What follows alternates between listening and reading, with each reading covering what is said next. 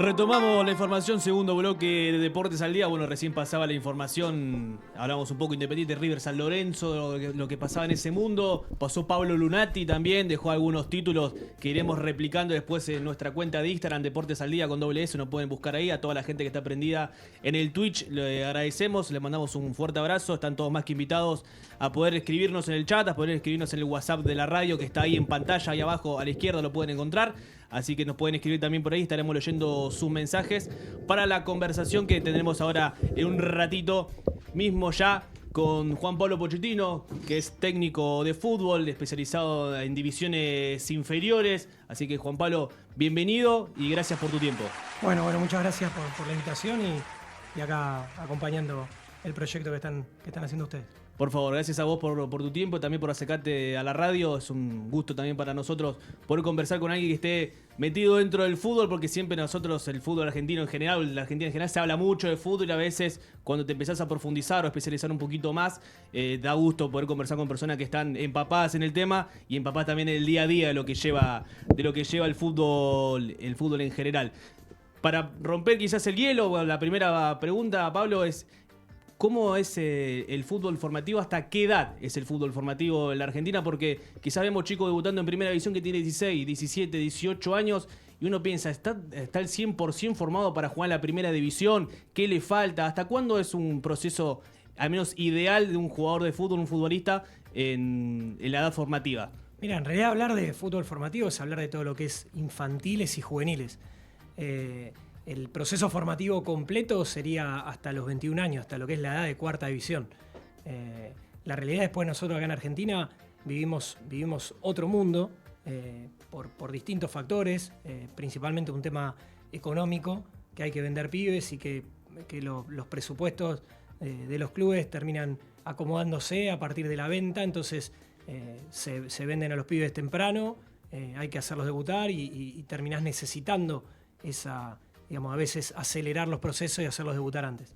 Claro, eso se ve mucho en el fútbol. Bueno, ayer justamente veía, para nombrar un club, a Vélez, que se caracteriza mucho por esto de, todos los campeonatos de la temporada, Vélez saca uno o dos jugadores que decís, che, qué buen laburo que hace Vélez, pero ayer quizás en el contexto en el que está Vélez, que está complicado a nivel dirigencial, a nivel futbolístico, está cerca de la zona de descenso, la tabla anual, y veías que entraban chicos como Giovanni, 19, Castro, 18 años. También cómo se trabaja en el futbolista tan joven de decir, vas a entrar a la cancha y prácticamente tenés que salvar las papas porque el club no está bien. Es difícil. La realidad es que los pibes que arrancan a jugar al fútbol, principalmente los clubes de competencia, estamos hablando de los clubes de AFA, o que ya arrancan jugando un fútbol infantil, un baby fútbol competitivo, están acostumbrados a la presión. No digo que sea buena, pero están acostumbrados, no es que son chicos que nunca jugaron bajo presión. Igualmente hay situaciones que hay situaciones para las que nadie te prepara. Podés entrenar en quinta, en sexta, en séptima división, simulando que vas a estar peleando el descenso 3 años después. Es muy difícil.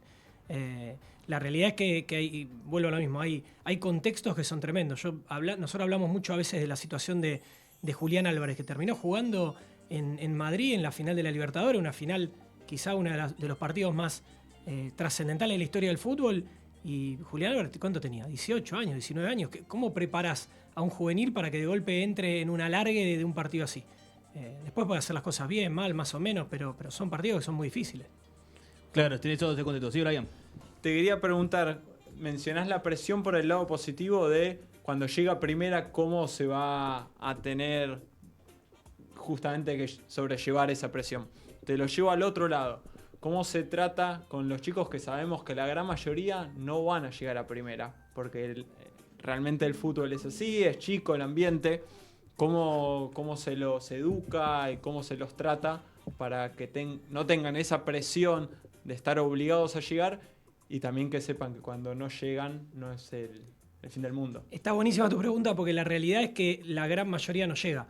Hay estadísticas que la verdad que no sé bien en qué se sostienen, pero que se repiten, y se dice que en Argentina llega 1 de cada 100 que arranca a jugar al fútbol, lo cual quiere decir que hay 99 de 100 que no van a llegar. O sea, si vos tenés 100 pibes hoy en un club y te pones a contar, decís, solamente uno llegaría, ¿cuál? Ahora, dentro de eso, el fútbol argentino, lo negativo de que se te van jóvenes porque necesitas vender y todo, es positivo desde el hecho de que llegan muchos pibes porque se van muchos, entonces están todo el tiempo dejando espacio. Ahora quizá estamos viviendo tiempos donde el fútbol sudamericano acaba de salir Argentina campeón del mundo, Uruguay el domingo, se habló mucho de que Brasil era el campeón sub-17, entonces estamos en un momento donde el fútbol sudamericano se acomodó de vuelta, pero por mucho tiempo se idealizó Europa y España vive comprando jugadores. O sea, las inferiores del Real Madrid, por tomar al equipo más grande de todos, en enero Real Madrid formó por primera vez en la historia con 11 no españoles, ningún español. Una locura. Entonces, pienso al revés. Imagínate el planteo que se están haciendo en España o en otro lado, de que capaz que llega uno de cada 1000. Claro. Nosotros por un tema económico, del problema económico de país, los pibes se van rápido porque hoy haces diferencia jugando en el exterior. Pero eso te da otra posibilidad. Hay una estadística que dice que hay más de 5.000 futbolistas argentinos jugando en el exterior. Si volvieran un montón de eso, o en la época de Maradona, previo a la década del 90, la ley Bosman, que es lo que cambió todo, antes se iba Maradona, Canigia, se iban contados con los de las manos, se iban realmente los que eran top. Ni siquiera, o sea, la selección del 86, antes de ser campeona del mundo, más de la mitad jugaba acá, y después de ser campeona se fue. Y ahora es todo lo contrario. Hoy te llevan un chico que no debutó en primera todavía. Totalmente. O ya tenemos este concepto nuevo que se puso de moda, pero que es una realidad, este concepto de europibes, pibes que no sabes ni quiénes son, y de golpe te aparece Garnacho, y de golpe, algunos no, porque a veces se está confundiendo a veces el concepto europibe a Valentín Carboni, que jugó en Lanús y jugaba en el club La Fuente, en el baby fútbol, se fue a los 14 años. El tema es que no lo llegaste, capaz que la mayoría no lo llegó a conocer, pero Carboni ya era distinto en sí, juveniles. No es distinto al caso de Messi, es prácticamente el mismo. Es sí, súper argentino. A ver, lo de Messi es otra cosa, porque se fue por un tema de salud que nadie lo podía costear acá. Y también hay que ser franco de que el caso de Messi es emblemático porque termina arrancando toda una camada de pibes que se empiezan a ir cada vez más jóvenes también. Pero Messi se termina de formar en Europa. Messi termina siendo Messi gracias a su fútbol infantil de Argentina y gracias al fútbol juvenil europeo. Digamos, en eso hay que ser realista. Ahora, Europa solo no puede sacar a Messi. Cuando España salió campeón del mundo, no tenía ningún Messi. Esa España no hizo tantos goles a favor, no ganó por goleada, terminó ganando una semifinal de cabeza, terminó ganando la final en la largue. O sea, no fue el Barcelona de Guardiola que ganaba todo goleando. Le faltó un sudamericano. Y si el Barcelona, la Masía, tenían todo perfecto, ¿para qué salieron a comprar a Neymar, a Suárez, a Vidal, a Bravo? En un momento, a Coutinho, en un momento que el Barcelona la mitad eran sudamericanos. Si ellos lo pueden formar y encima económicamente están mejor. Entonces eso es una virtud que hoy tenemos en Argentina. Hay que saber aprovecharla y yo creo que cada día se está trabajando mejor. En eso sí, creo que cada día se trabaja mejor. Se trabaja mejor a nivel general el fútbol argentino, digamos que cada club está teniendo una mejor estructura y está más enfocada a que el fútbol formativo esté más desarrollado. A nivel general, ¿eso estás viendo vos todos los días? Sí, comparado con la época, no sé, yo hice fútbol juvenil en comunicaciones, no llegué a jugar en primera, la verdad que no era tan bueno tampoco, pero comparado con otros tiempos hay mejores campos de juego, hay mejor estructura, hay mejores gimnasios, hay más material, se está trabajando mejor, hay más profesionalismo. Ahora, seguimos estando escalones abajo quizá en algunas cosas estructurales de Europa. Eso seguimos estando, pero como estamos laboralmente en un montón de situaciones. Y en ese trabajo del día a día, vos ves que por el fútbol argentino, en general, el fútbol sudamericano se caracterizó siempre por la gambeta, la picardía del futbolista argentino también, lo que da el potrero. Vos ves como que se está trabajando también en base a eso, se está dejando desarrollar a los jugadores en base a la gambeta, que se puedan explayar de su manera de jugar, o se está buscando un fútbol más similar al europeo, 1 o 2 toques, un poquito más automatizado. Yo creo que una confusión muy grande de estilo, que esto es algo histórico y que ya viene pasando, se pasó después del Mundial 58 y hasta que llegó Menotti también. O sea, a veces hay ciclos que se repiten. Acá hubo una confusión de estilo muy grande y de golpe todo lo que generó el Barcelona de Guardiola, España, el tiquitaca y tanta presión. Acá hubo un montón de gente que empezó a preferir jugadores que jueguen a 2 toques en vez de que gambeteen, jugadores, no sé, empezar a hablar en difícil. Mucho, digamos, uno se empezó a cruzar con que parece que ser culto es hablar difícil, decirle rondo al loco. decirle varón a la pelota, hablar en difícil, cuando te das cuenta que acá no se habla, no se decía eso. Dentro de ese contexto, no hay que olvidarse que la esencia del fútbol sudamericano es la gambeta. O sea, si nosotros hoy no permitiéramos momentos de creatividad, momentos de gambeta, principalmente en el fútbol infantil, si queremos automatizar pibes que jueguen todo el tiempo a 1, 2 toques, 1, 2 toques, estamos generando futbolistas europeos, y Europa no, esos futbolistas los arman ellos. Claro, quieren otra cosa. Claro, el distinto es el que gambetea. El distinto en ese Barcelona que hablamos recién era Neymar, era Messi. Ese es el distinto. Lo que viene a buscar de acá no es un jugador que controle y pase rápido, ¿sí? Ahora, salvando la distancia, sin gambeta no hubiese existido Maradona en Inglaterra, el gol de Diego a los ingleses, pero el gol de la contra y el gol de Di María en la final con Francia es un gol, es la perfección del contraataque. O sea que hay momentos que también nosotros fuimos campeones del mundo con Messi gambeteando, con Enzo Fernández jugando como en el Babi, como en el Potrero, y por momentos saliendo jugando rápido y atacando rápido porque el partido necesitaba eso, y está perfecto que así sea, ¿sí? Entonces me da la sensación de que Argentina en este último mundial terminó siendo el complemento entre gambetear, picardía y de golpe saber cuándo atacar y jugar a 1 o 2 toques. Pablo, y en el día a día, justamente hablando de este tema de la gambeta, capaz que uno que nosotros tenemos 23, 24 años, tuvimos una etapa de chicos de jugar en la plaza, de jugar en el barrio, jugar en el Potrero. En el día a día de chicos más pequeños, quizás eso se fue perdiendo. ¿Cómo lo ven ustedes en el día a día? Si aparece ese jugador de gambeta o aparece cada vez menos. Porque, por ejemplo, hoy, si vamos al caso San Lorenzo, que recién hablamos con Brian, del Perrito Barrio, por ejemplo, que tira una gambeta o algo, y te da gusto verlo, ese tipo de cosas, porque te da gusto también por la poca cantidad que se ve. Eso ya en el fútbol formativo se está viendo, que hay menor cantidad de gambeta, o el jugador ya viene formado de esa manera. Mira, la realidad es que si uno lo piensa en ciudades, cuanto más departamentos, más edificios, más cemento hay, menos potrero. O sea, si hoy una plaza de acá enfrente, un terreno baldío, termina empezando a construirse un edificio, hay un lugar menos para jugar a la pelota. Eso ya de por sí es real. Si una plaza termina teniendo un montón de bancos o carteles que dicen prohibido jugar a la pelota, todo eso lo frena. La realidad es que tampoco Argentina es solamente Buenos Aires o es todo este espacio. Lo que sí me da la sensación es que se fueron perdiendo los potreros. Esto es algo que venimos hablando hace un montón, pero sin ir más lejos, esta selección argentina, capaz que lo vamos a repetir mucho en este tiempito, porque cuando vos salís campeón del mundo marcás algo y se escribe sobre eso, se escribe en otros lugares y se hace análisis y todo. Esta selección argentina es una selección muy fuerte, arraigada al Babi fútbol. Es una selección con mucho jugador criado en el Babi, mucho jugador del Gran Buenos Aires, mucho jugador de Buenos Aires, es la manera de decirlo nosotros. Pero había un spot publicitario previo a los partidos que decían, bueno, cuánto eran de la ciudad de Buenos Aires, cuánto de la provincia.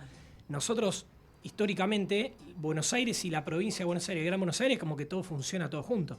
Y en lo que se puso de moda decirle AMBA a la capital y al Gran Buenos Aires, hay 13 millones de personas. La mitad terminó saliendo de ahí. La mitad de los 26 salieron del Babi Fútbol, salieron de canchas chiquititas, de canchas de 30 por 15, de 25 o sea, canchas de Babi.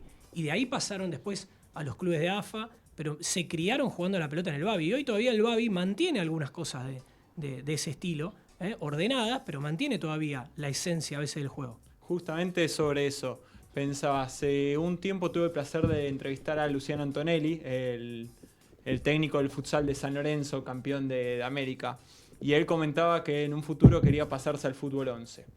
Hablando justamente que los campeones del mundo muchos son surgidos del Babi, ¿vos cómo ves el adaptar el futsal al fútbol 11? Que yo desde que lo escuché a Luciano dije, lo quiero ver entrenar porque creo que se pueden encontrar cosas que hagan crecer al fútbol 11. Sí, se viene hablando bastante de la incorporación del futsal. Yo soy muy respetuoso, creo que son dos deportes totalmente distintos.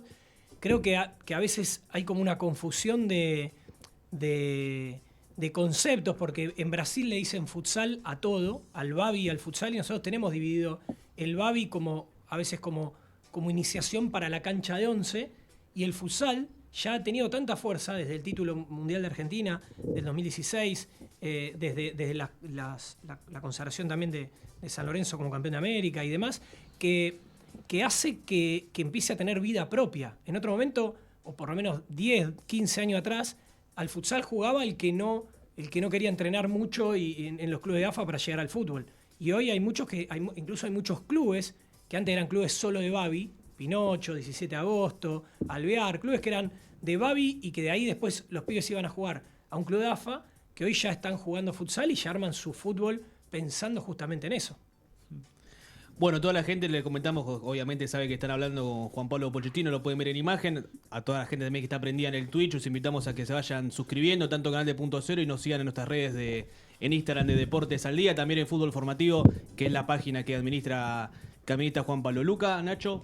Bueno, yo, Juan, te quería preguntar. Primero hablamos de los jugadores que tal vez no llegan. ¿Qué hacemos con los jugadores que por ahí, Garnacho, ¿no? Un pibe de 18 años que ya está en el Manchester United, se le ve un gran futuro. ¿Cómo manejan el ego de un jugador que sabe que tiene un futuro, debiendo, bueno, ahora va a estar con la selección mayor y ahora en Manchester United, un equipo que seguramente va a jugar en primera? Sí, la realidad es que ese tipo de jugadores son excepciones. O sea, si vos crees que porque Garnacho con 18 años está jugando en primera, todos los pibes de 18 tienen que hacer eso, esa es la excepción. Hace unos minutos hablábamos de que hay el 99 de cada 100 no llegan. Entonces ahí es donde aparece la parte formativa y donde vos tenés que entender que estás formando personas que juegan al fútbol, no es que solamente podés mirar futbolistas. Cuando hablábamos de eso también estamos hablando, no sé, de la escuela, estamos hablando de hablar, digamos, que se hable de, bueno, ¿qué pasa si no llegás? O sea, acá somos 5, bueno, capaz que 1 de cada 5, ponele que llega, bueno, pero son los 4. ¿Qué vas a hacer si no llegas a jugar en primera? ¿Vos qué haces si no llegás? Porque hay momentos que alguien le tiene que plantear esta posibilidad, como diciendo, ¿qué haces? Si no llegás, ¿qué haces? ¿Se te termina la vida? No, recién arranca, tenés 18, 19, 20, 21 años, quedaste libre y no firmás contrato. ¿Qué haces? ¿Te vas a otro club? ¿Te vas a trabajar de otra cosa? ¿Qué estudiaste? ¿Terminaste el colegio? ¿Qué te gustaría estudiar? Me parece que desde ese lado también uno puede empezar a humanizar y mostrarle que el mundo no es solamente jugar al fútbol o que si a los 21 años no llegaste a firmar contrato, sos un fracasado. Todo lo contrario, la gran mayoría de los argentinos quisimos ser futbolistas y la gran mayoría no llegó. Si respetamos ese 99 de cada 100, el 99% de los argentinos no llegamos y sin embargo no es que uno es un fracasado, no llegan todos y estamos en un país donde la gran mayoría llega. Sí, y vos recién mencionabas esto de formar también personas que juegan al fútbol, no futbolistas, y llevándolo también a cuando hablabas al principio un poco de la estructura, de cómo avanzó quizás no solo la infraestructura futbolística, sino a nivel equipo, a nivel persona, cómo tratan a los chicos psicológicamente o cómo los preparan psicológicamente, no solo por si no llegan, sino esto de mantener los estudios, de no solo dedicarse a jugar al fútbol y decir, bueno, yo me dedico a esto y voy a llegar, cuando mencionabas que no siempre es así. Sí, a ver, hay un montón de clubes que ya están trabajando con psicólogos deportivos, me parece que es un aporte bárbaro. Tener especialistas en el área, más allá de que después nosotros como entrenadores, tanto los técnicos como los preparadores físicos, tenemos materias en nuestra formación orientadas a la psicología, no es lo mismo ser especialista en algo que haber cursado y tener un par de herramientas. Con respecto a eso, me parece que lo más claro es hablarlo, ver quién tiene, digamos, alguna situación diferente o quién quizá tiene muchísima presión sobre eso, y ahí empezar a derivar, si es en el club o si no, derivarlo por afuera, empezar a decir, mirá, esto sería bueno que lo converses, pero hasta presentándole, digamos, sabiendo que a veces no se termina el mundo si quedás libre de un club. Se te puede cerrar la puerta en este club, pero te están esperando en otro, y empezar a dar ejemplos de cuántos jugadores que no llegaron en un club y después terminaron llegando en otro. O sea, que de ese lado me parece que siempre lo mejor es hablarlo y prepararlos para lo que realmente puede pasar, que no llegan todos. Siguiendo por este lado, pensando también en las cosas negativas que le pueden ocurrir, en el fútbol está lamentablemente la lesión siempre a la orden del día, y arruinando posiblemente carreras de chicos que estaban ya jugados totalmente a esto, y que una lesión en un partido, en un entrenamiento, les puede arruinar ese futuro que ellos pensaban como futbolista. Sé por gente que estuvo metida en el proyecto que los clubes, por lo menos los más grandes, Boca, River, empezaron a hacer un proyecto de seguros, de asegurar a los chicos por si les llega a pasar algo, que tengan una base económica para poder seguir su vida y mientras estudiar lo que sea, pero imagino que no serán todos los clubes así. ¿Cómo se trata de eso? Un chico que sabía que por sus condiciones y por su esfuerzo seguramente iba a llegar a primera y le toca atravesar una lesión que le trunca los planes. Bueno, está claro que nadie quiere lesionarse ni tener una lesión grande y todo, pero también es parte del fútbol. Es parte a veces de tener un golpe, una caída y de demostrar de qué estás hecho. Esto es lo mismo cuando decís, no, bueno, no sé, yo no llegué a primera porque este técnico no me ponía, me tenía bronca. Está lleno de jugadores, en realidad está lleno de gente grande que en vez de aceptar que no era bueno, se quiere apoyar en, no, este técnico me tenía bronca o me lesioné. La cantidad de futbolistas, de futbolistas grandes, de personas grandes que creen no haber llegado porque se lesionaron, es la mentira más grande de todos, ¿eh? Cuando no, en vez de venir y decir, mira, yo no era bueno, decir, no sabes, yo me lesioné justo cuando iba a debutar. Sí, es la frase típica. Es la típica, Sí. cuando te quieras encontrar con alguien que todavía no aceptó que no era tan bueno para eso, va a decir o que se lesionó o que alguien le tenía bronca, como si fuera que uno busca a ver con quién te vas a pelear, como si fuera que vos tenés a Messi y decís, no, en vez de tener a Messi y hacerlo jugar, lo voy a dejar libre, así soy el... No, cuando vos tenés a buenos jugadores, obviamente los querés hacer jugar.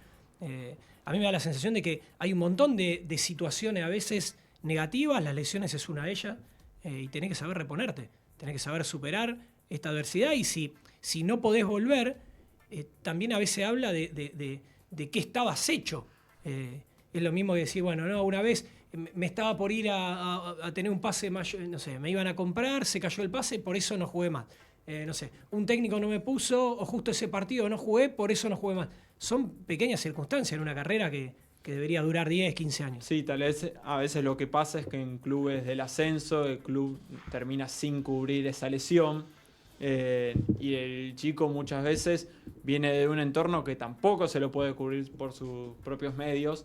Entonces se genera un momento en el que el chico termina estando lesionado sin nadie que le pague tal vez en caso de, no sé, una operación que tenga que sufrir. Sí, sí, sí. Te lo comentaba. No, coincido con eso y siendo sincero, como te digo, hay mucho para mejorar todavía, pero creo que se está mejor que años atrás. Como que en todo sentido, si vos comparas con 10 años atrás, estás un poco mejor. Quizá deberías haber avanzado más rápido, sí, puede ser, porque hay cosas que hace 10 años no estaban y hoy todavía capaz que no están. Pero en líneas generales, si uno hace un balance, me da esa sensación de que se juega mejor que años atrás, de que las canchas están mejor. Tampoco quiero caer en el pesimismo de que está todo mal, que todo es un desastre, ¿no? Hay que ser sincero, hay cosas que no están bien y otras que de a poco van evolucionando. Juanpi, el tema del futbolista llegado a primera división, porque vos decías el número de llega a 1 de cada 100.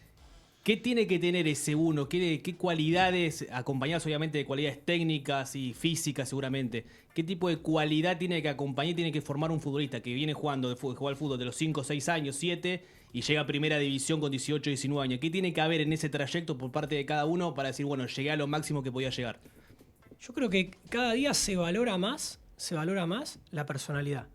O sea, un jugador que se repone las lesiones, que se banca a veces ser suplente, que se banca a veces que de juveniles te llamen a reserva, que no te pongan, que volvés a juveniles, que de reserva vas a primera, que no te ponen, que te vas a préstamo.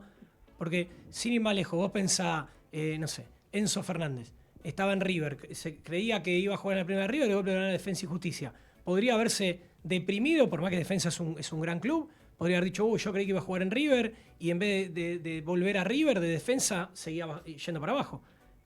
Sin embargo, jugó, se hizo jugador, volvió y termina siendo lo que es, en parte también por haber bajado y jugado en defensa.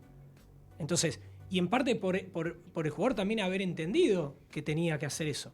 Entonces, esos vaivenes a veces emocionales son lo que te hace distinto, son las situaciones que vos decís, ¿de qué estás hecho?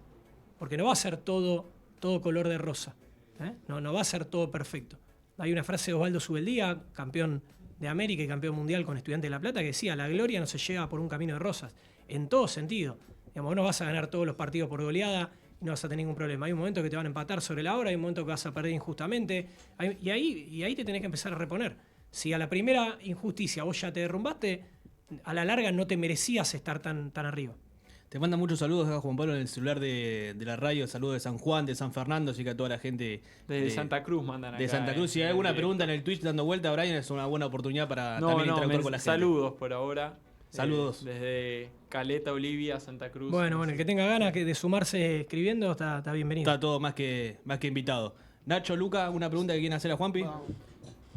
Bueno, yo, Juanpi, si querés, te quería preguntar acerca del tema por ahí de, digamos, esa clase de jugadores que, llegan a primera y tal vez, por ejemplo, un Changuito Ceballos, como hablábamos recién del tema de lesiones, que ya llegó, está muy cerca y tal vez se repone y le vuelve otra vez el tema de la lesión, como bueno, el Chango ahora recién vi la noticia que se suma al plantel de primera nuevamente, pero es un problema como el que recién te preguntaba Brian, bastante importante, cuando se resienten de esas lesiones que vos decís, bueno, se pudo reponer, pero a veces de tantos golpes no quieren volver, como el caso Fernando Gago, que tuvo lesiones gravísimas y en muy poco, o sea, a lo largo de toda su carrera, pero varias lesiones muy importantes. Bueno, el caso de Gago fue un caso emblema porque siempre terminó volviendo.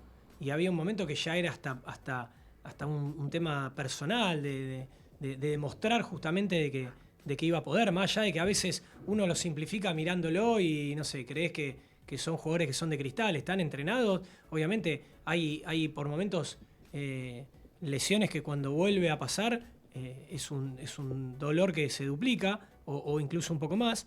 Pero vuelvo a lo mismo, son golpes, son momentos que tenés que reponerte, no es lo mismo. O sea, yo lo pienso en jugadores juveniles, todavía tenés toda una vida por delante. O sea, el problema más grande hoy sería tener una lesión grande siendo muy grande, pensando, bueno, este es mi último año y te lesionás ahí y que te cueste un poco más o que eso te acerque quizá al retiro.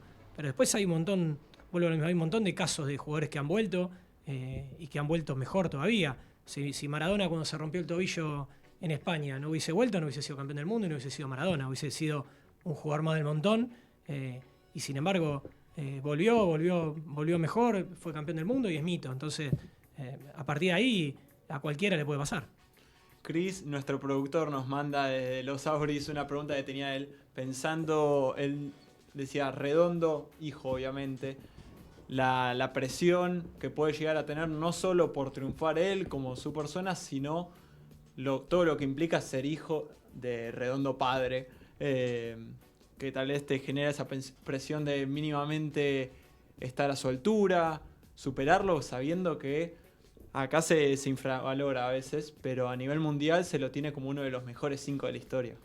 Sí, son también, hay que pensar que fueron pibes criados ya siendo hijos de. No lo digo desde el acomodo, ni desde ningún privilegio, porque está claro que es un jugador bárbaro y es un jugador bárbaro como desde infantiles, que llegó a jugar una final en la cancha de Ferro, un River argentino, y ya mostraba que era distinto. A lo que voy es que ya se crían en un contexto de que lo que capaz que a nosotros salir a una bombonera, a un monumental repleto, a él le parece lo más normal. Y si vos entras un día caminando, no para jugar, para cubrir un partido, te tiemblan las piernas. Y él ya, dio la vuelta olímpica o entró al Bernabéu o entró al Giuseppe Meazza. O sea, le parece lo más normal. Entonces hay un montón de situaciones que están formados de otra forma, más allá de los consejos, las sugerencias que puede tener el hecho de tener a tu papá con una experiencia enorme y que todo el mundo te diga, che, escuchá a tu viejo que sabe, mirá que era un fenómeno, porque vos no lo viste, pero te empezás a rodear con un montón de gente que te empieza a decir, no sabés lo que era tu papá. La anécdota del hijo de Zidane, del hijo de Francescoli cuando se cruza con Zidane, que le dice, yo quiero aprender a hacer lo que hacías vos, y dice, yo lo aprendí de tu papá, preguntale a él, como diciendo, y el pibe, capaz que al papá lo veía como tu viejo, como diciendo, ¿qué me va a enseñar este? Y lo adoraba a Zidane, y Zidane tenía de ídolo al otro, y bueno, me parece que a veces son esas situaciones distintas. Después también hay hijos de que no llegan, no es que todos los hijos llegan, tenés que tener una virtud para llegar, ¿sí? Porque hay un montón de hijos de otros que no llegan. Entonces, bueno, a partir de ahí se empieza a armar todo. Juanpi, tenemos que hacer una pequeña tanda, es 1 minuto y medio, 2 minutos como mucho, así también te lo notificamos a vos, tomamos un poquito de aire y a toda la gente que está prendida al otro lado. Después de la tanda seguimos con la charla, son apenas 2 minutos de reloj, así que hacemos una pequeña tanda, quédese prendido al otro lado que ya seguimos con la charla con Juan Pablo Pochettino.